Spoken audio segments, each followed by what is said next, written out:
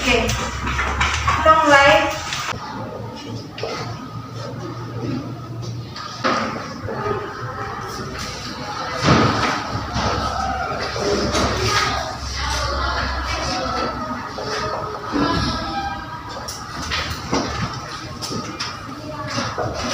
Ini kita masuk ke dalam materi ya.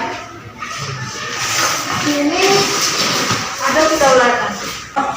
Makanya kedaulatan itu adalah kekuasaan tertinggi.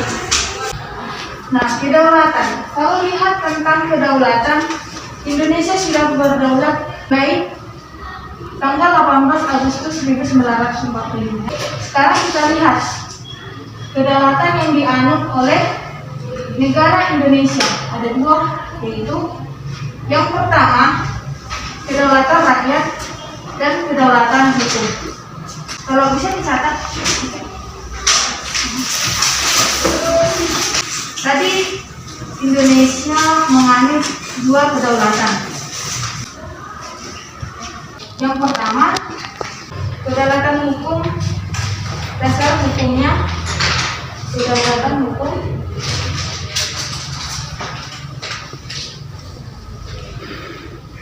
Dasar hukumnya pasal 1 ayat 3 yang bunyinya negara Indonesia adalah negara hukum. Ya?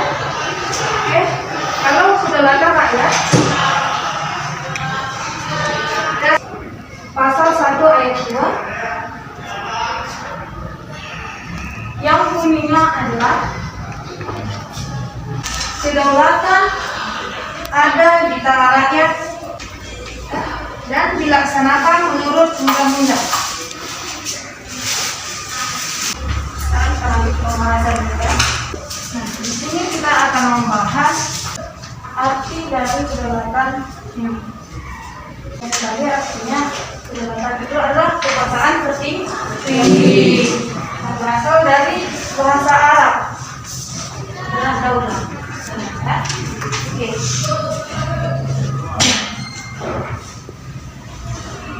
Terus di sini kita artikan kedaulatan ini. Kedaulatan adalah kekuasaan yang tertinggi untuk membuat undang-undang dan di sini negara yang berdaulat, ya. Negara yang mempunyai kekuasaan tinggi suatu pemerintahan negara. Sekarang kita masuk ke sifat pokok kedaulatan tersebut. Nah, kita bahas satu persatu dari sifat pokok kedaulatan. Yang pertama ini asli. Asli artinya kekuasaan tidak berasal dari yang kedua permanen. Kekuasaan itu yang sudah terganti. Terus kita lanjut yang ketiga tunggal.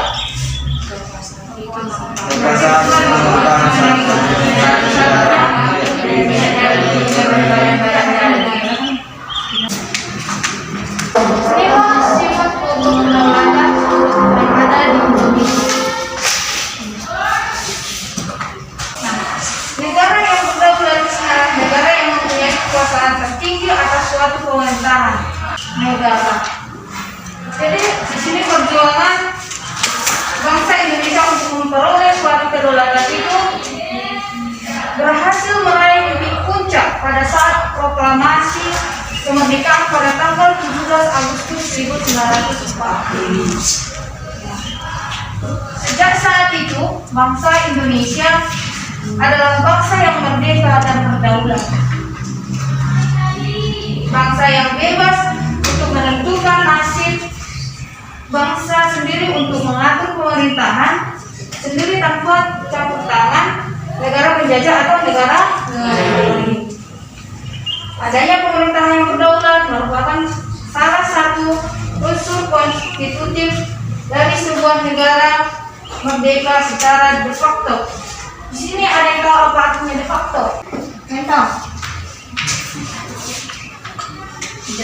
facto itu artinya adanya pengakuan dari negara merdeka kepada negara yang baru saja merdeka. Di samping itu harus memiliki rakyat dan suatu wilayah. Kedaulatan atau kekuasaan tertinggi suatu negara terdiri atas dua bentuk. Kita lihat yang pertama, kedaulatan ke dalam. Siapa yang bisa membaca kedaulatan ke dalam? Kedaulatan ke dalam berarti bahwa bangsa yang merdeka memiliki kekuasaan untuk menyusun dan mengatur organisasi pemerintahan sendiri menurut kehendak bangsanya sendiri, serta kekuasaan untuk mengolah semua yang ada di wilayahnya yang mengandung sumber daya alam, baik di darat, laut maupun udara, untuk memakmurkan rakyatnya tanpa campur tangan negara lain berdasarkan peraturan perundang-undangan nomor 6. Terima kasih.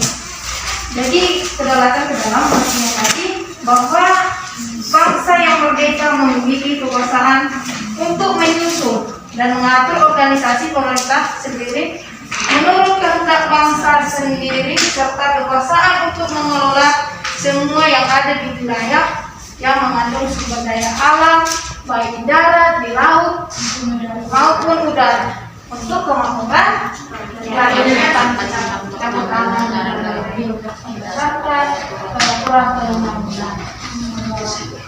Terakhir yang kedua, kedaulatan keluar. Kita yang bisa membaca di tangan. Ada yang bisa membaca? Kedaulatan keluarga itu mempunyai kekuasaan untuk berhubungan baik bekerja sama dengan bangsa lain tanpa terikat oleh kekuasaan lain. Contoh pelaksanaan kedaulatan keluar antara lain mengadakan perjanjian dengan negara lain, menyatakan perang atau perdamaian, ikut serta dalam organisasi internasional dan sebagainya.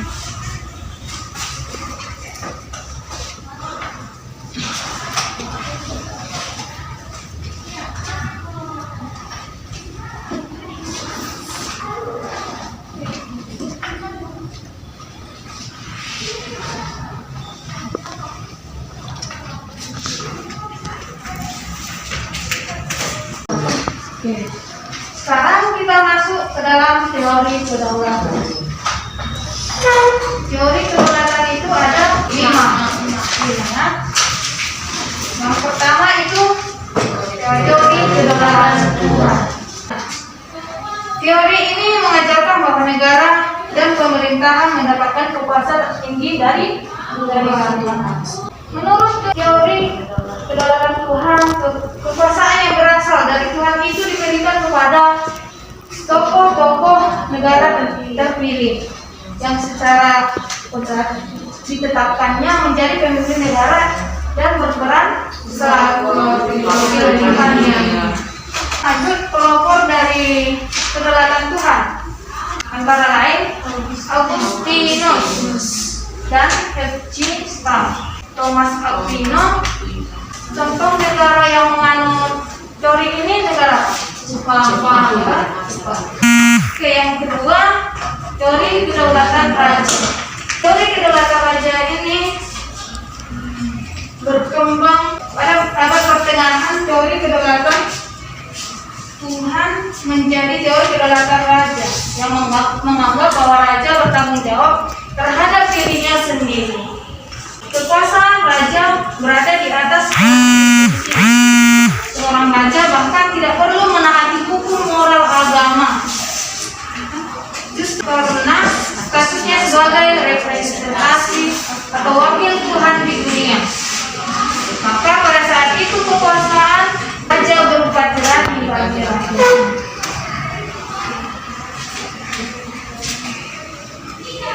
Terus kita lanjut ke bagian ketiga tentang teori. Menurut teori kedaulatan negara di sini, kekuasaan tertinggi terletak pada negara. Sumber kedaulatan negara adalah negara yang merupakan lembaga kehidupan suatu bangsa. Dan ini kita masuk ke keempat tentang kedaulatan hukum. Berdasarkan pemikiran teori ini, kedaulatan hukum, kekuasaan pemerintah berlaku. Hukumlah yang membimbing kekuasaan pemerintah. Kekuasaan hukum merupakan kekuasaan hukum tertinggi dalam negara. Apa dasar hukum negara ini?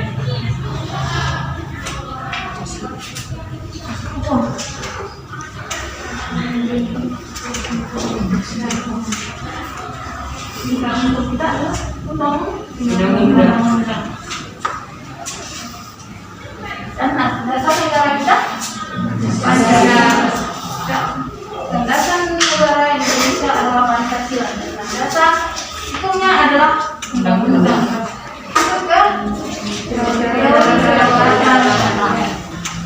Sini teori kedaulatan rakyat beranggapan bahwa rakyat merupakan kesatuan yang dibentuk oleh suatu perjanjian nasional. Kemudian sebagai pemegang kekuasaan tertinggi, rakyat memberikan sebagian kekuasaannya kepada penguasa yang dipilih oleh rakyat. Penguasa tersebut harus melindungi hak-hak rakyat. Di sini ada beberapa pandangan kelompok teori kedaulatan rakyat. Antaranya yang pertama, di mana dia mengatakan bahwa kedaulatan itu berwujudan kehendak umum dari bangsa merdeka yang menganggap perjanjian masyarakat. Yang kedua, menurut Johannes Antonius menyatakan bahwa setiap susunan pergaulan hidup manusia terjadi dari perjanjian masyarakat yang tunduk kepada kekuasaan dan pemegang kekuasaan itu dipilih oleh rakyat.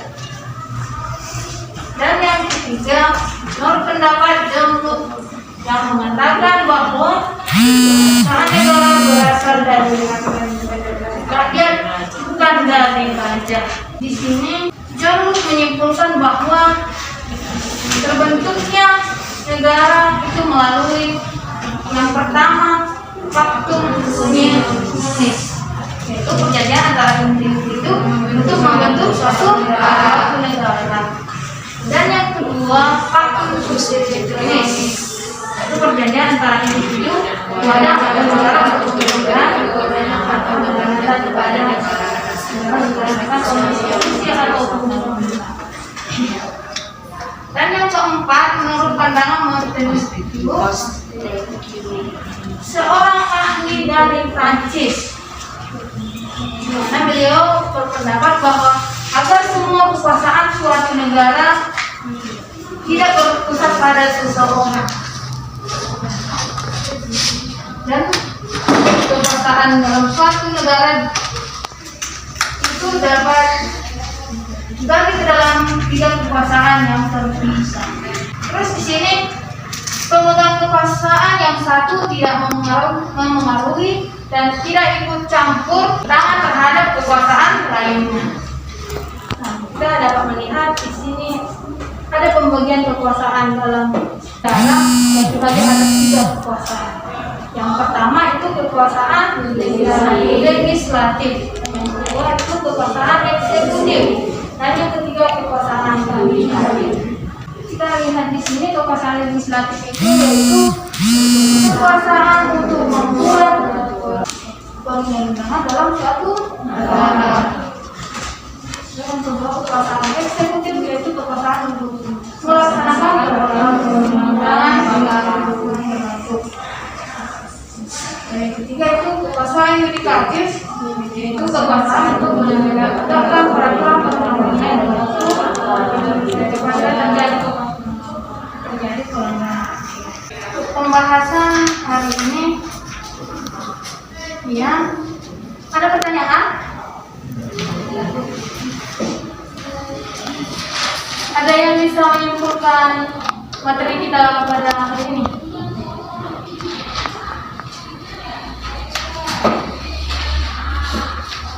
Jadi kesimpulan materi kita pada hari ini yaitu di sini kita belajar mengenai kedaulatan. Artinya tadi kedaulatan itu adalah kekuasaan tertinggi. Kedaulatan itu juga diartikan sebagai kekuasaan tertinggi untuk membuat undang-undang dan melaksanakannya semua dengan cara yang tersedia. Nah, terus kita juga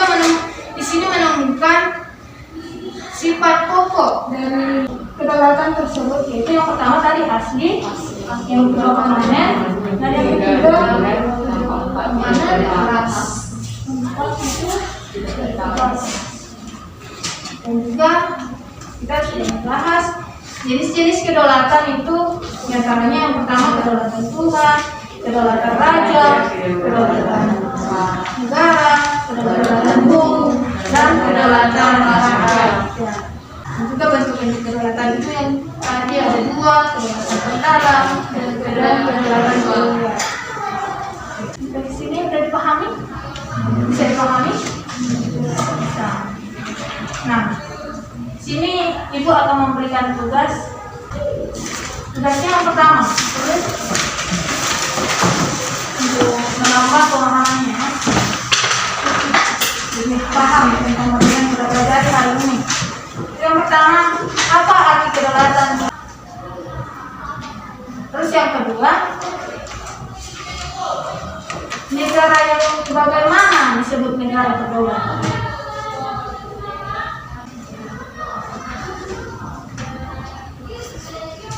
Dan yang ketiga, sebutkan bentuk-bentuk kedaulatan tersebut.